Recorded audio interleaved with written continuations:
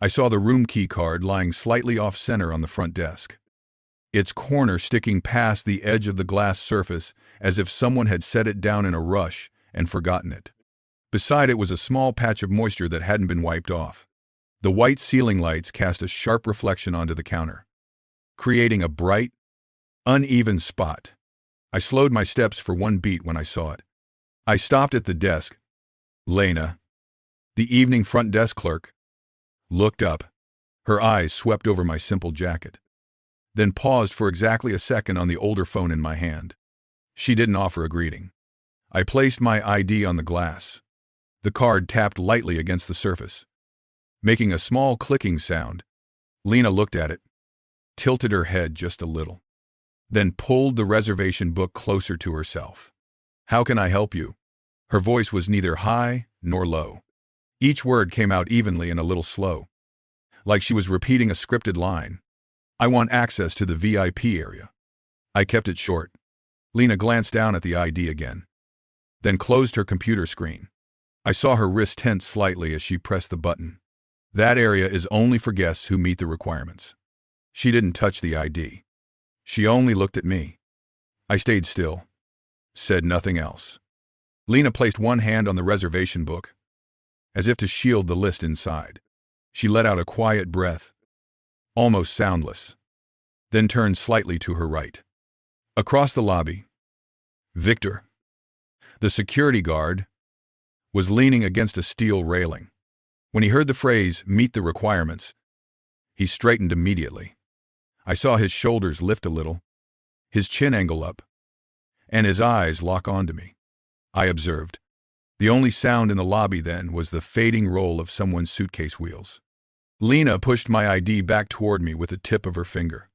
The motion was slow, careful, avoiding contact with the card's edge. "Do you have an invitation or confirmation?" Her voice came out lower than before. I looked at her computer screen. Check-in notifications kept popping up, but none of them related to me. I didn't explain. I simply placed the ID back in its original spot. Lena inhaled once. Her expression didn't change, but her shoulders rose and fell quickly. "Please wait in the seating area over there." She said it, but her eyes didn't point toward the seats. Her stare stayed fixed on my jacket. Victor pushed off the railing and walked toward us. His shoes hit the stone floor in steady taps. I turned and took one step toward the VIP hallway. Just one. Victor stopped in front of me instantly. His arm rose across my chest level.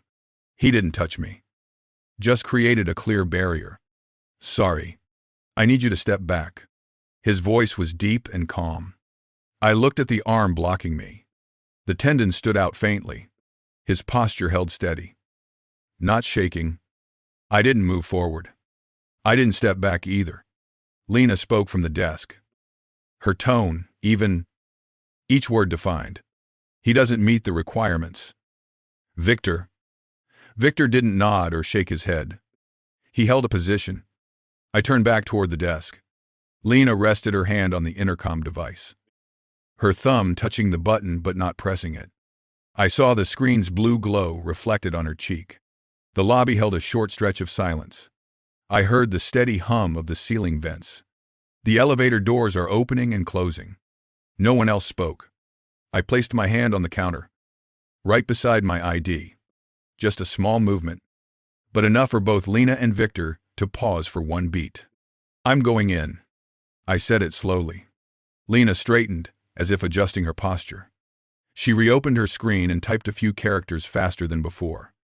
"I don't have any information that allows you into the VIP area." Her tone stayed polite, but the end of the sentence dropped. I looked down the VIP hallway. The door at the end was slightly open, warm, yellow light spilling onto the stone floor. On the left side of the lobby, near the revolving door, a figure had just walked in. I recognized Claire, my assistant. She wore a dark suit and held a neatly clipped set of documents. Claire stopped when she saw Victor blocking me. She looked from Victor to Lena, then directly at me. Still silent. I left my ID where it was. Lena glanced at Claire for a second, then turned back to her screen. Her fingers struck the keys harder. Victor shifted his feet slightly, still maintaining the block. His neck tightened a bit, eyes never leaving me. I stayed where I was. No change in stance. No verbal reaction. A few seconds passed. In that time, every movement in the lobby felt small. The turning of someone's pages in the corner. The sliding of a suitcase across the floor. The gentle rotation of the revolving door. Then the elevator behind the desk opened. The metallic glide sounded sharp. A figure stepped out. I saw Jordan, the company's operations director. He walked toward us at a steady pace. Eyes locked on the situation. Lena saw him and froze her hands above the keyboard. Victor slowly lowered his arm. As if only now realizing something, I remained still. Claire stood half a step behind me. Jordan kept approaching. When he was only a few meters from the desk, everyone fell silent. I watched his face. He looked at me. Then at Lena. Then at Victor. No one spoke. But I could tell. The room had shifted. And I knew that in just one more moment, the truth of who I was would reveal itself before I had to say a single word. Jordan walked closer to the desk. The sound of his shoes hitting the stone floor came in clear. Steady beats. Unhurried. Lena pulled her hands away from the keyboard and straightened her posture. Victor lowered the arm he had used to block me. But he still stood right in front of the VIP hallway entrance, unsure of where he should move. I saw Jordan's eyes shift from me to the ID lying on the counter. Then back to Lena. What's going on here? His voice was low and even. Lena swallowed. She closed the reservation book and placed it neatly in front of her. We were checking the requirements for VIP access. Jordan looked at her for 1 second, then looked at Victor.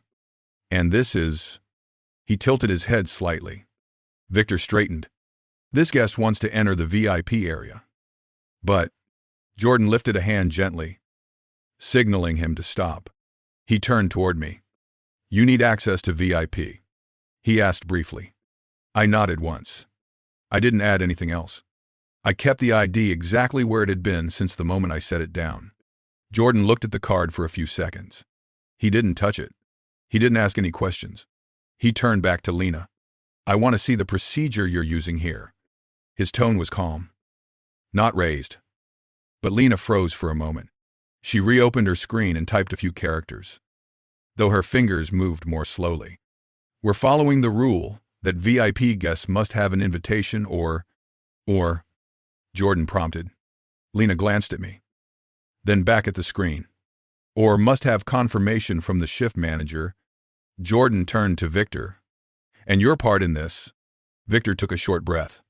I only helped block the guest to verify. Jordan looked at him for a second. The room felt colder. Not because of the air conditioning, but because everyone stayed silent. I remained exactly where I stood. Claire stood half a step behind me, still holding the folder without handing it over. Jordan gestured lightly toward the VIP hallway. Why can't this guest enter? Lena opened her mouth, then closed it. She looked at me once more, then looked at Jordan. Because he doesn't have confirmation. Jordan looked at me again. I didn't move. No nod. No reaction. Jordan lowered his voice. Take another look at the ID. Lena reached for it, this time touching its edge. She lifted it under the light and examined it for a few seconds. When her eyes stopped at the first line of information, her wrist hesitated.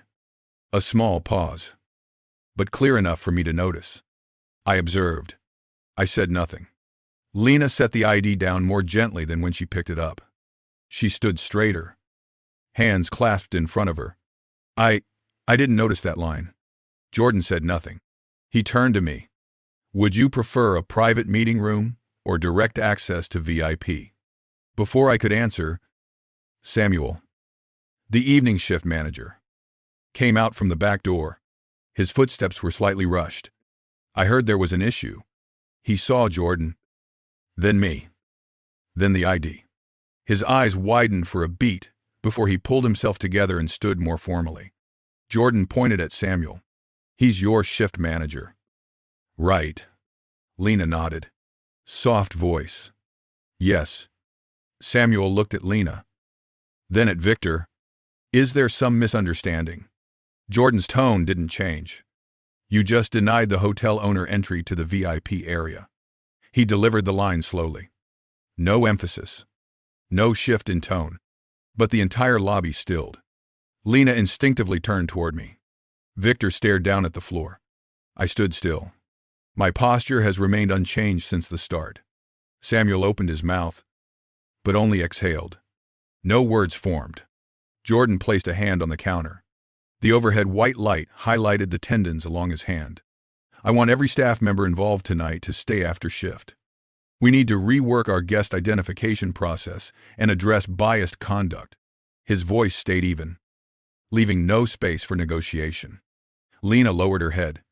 Victor stood upright with his hands behind his back. Samuel took a deep breath. Jordan cut him off gently. You don't need to explain. You need to step off your shift immediately. I'll send the official notice later. The air thickened for a few seconds. I watched each person's face as they heard the words, not to judge, just to register their reactions. Samuel stepped back half a pace. He placed his manager badge on the counter, then walked away. No one spoke as he returned to the back room. Jordan turned back to me. Would you like to go straight to VIP? His voice was quieter now. I gave a slight nod. Jordan signaled Victor to open the way. Victor stepped aside at once, creating a full, unobstructed path. He bowed his head slightly as I walked past. I walked slowly, in steady strides. Claire followed a few steps behind me, still holding the folder. As I neared the start of the VIP hallway, I heard Lena inhale softly. I didn't turn around. I kept walking. Warm yellow light spilled across the stone floor from the end of the hallway, stretching my shadow forward. The VIP door was open. I placed my hand on the metal handle, feeling the cool surface under my fingers. Before pushing the door, I paused for one beat. Behind me, the lobby remained silent. No one called my name. No one tried to explain. No one apologized. Everything they needed to know had been on the ID they pushed back to me earlier. I opened the door and stepped into the VIP area. The door closed behind me, separating me completely from the eyes still standing in the lobby. And as the latch clicked into place, I knew tonight was only the beginning of them learning who I really was. The VIP door closed behind me. The automatic latch gave a short click before fading back into silence. I stood in a space lit by warm yellow lines running along the ceiling, reflecting softly off the dark wood panels. The room stayed calm, untouched by what had just unfolded in the lobby. I took a seat in a single chair near the large glass panel. From there, I saw my own faint reflection in the surface. A simple jacket, steady breathing, a hand resting on my knee. The door behind me opened. Jordan walked in first, and Claire followed. They didn't rush. They simply stepped closer and stopped near me. Jordan said, "You can sit here. I'll take care of everything else." I didn't answer. I watched the light reflecting across the table in front of me. Jordan stood still for a few seconds before continuing. "The evening staff will remain. I've requested the camera review and a full procedure check." I heard Claire arranging the documents. She stood half a step from me, one hand on the edge of the table, her notebook already open. From start to finish, Victor only followed the manager's instructions. Claire said. Her voice was even and clear. "He never touched you, never used improper language. He only performed the task he was assigned." Jordan nodded once. "Correct." Victor followed the rules. Both of them looked toward the VIP door. "We're keeping Victor back to review his file." Jordan added, "He has shown professional conduct." I didn't say anything. I simply observed the way Jordan and Claire stood straight and kept the same calm rhythm as this room. A soft knock sounded. Jordan went to open the door. Victor stepped inside. He stood near the entrance with his hands behind his back, not looking around, not searching for excuses. I caught a faint trace of cold night air on his uniform. Jordan said, "You did exactly what the guidelines required." Victor didn't change his posture. He only gave a slight nod. Jordan continued. Starting tomorrow, you take the position of security shift lead. I'll send the official email and the pay adjustment. I observed. Not to judge, just to register it.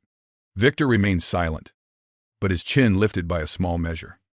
A subtle, unmistakable reaction. Jordan gestured for him to step out. The VIP door closed behind him. Claire placed another set of documents on the table. Now the manager. I looked at the page. The name Samuel was at the top of the list. Jordan said plainly, "He's being terminated. Effective tonight." Claire wrote it down in her notebook. Following the sequence, no one added anything more. Jordan continued, "And Lena." Claire flipped a few pages. Incorrect conduct. Mishandled the guest. Failed to verify the ID before denying access. She paused for a second, but she did not cross any further lines. Jordan nodded. She stays. But she must complete retraining, and she's being reassigned to a support role, no longer at the main desk. I looked toward the glass panel. The city lights reflected through the VIP window as blurred shapes.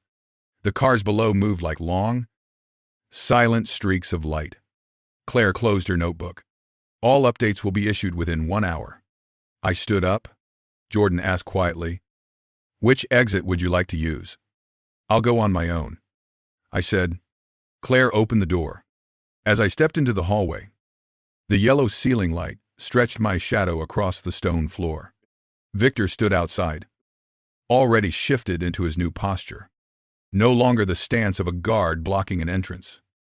The posture of someone carrying greater responsibility. As I walked past, he bowed his head slightly. Not flattering. Not lowering himself. Just the right gesture. I walked on. Lena stood at the desk. In front of her was a fresh notebook. No computer open. Her hands were clasped. Her eyes lowered. No apology. No explanation. Just stillness. I didn't stop. I didn't turn. I walked straight to the revolving door. The night air rushed in. Cold. Clean. Freer than the air in the lobby minutes ago.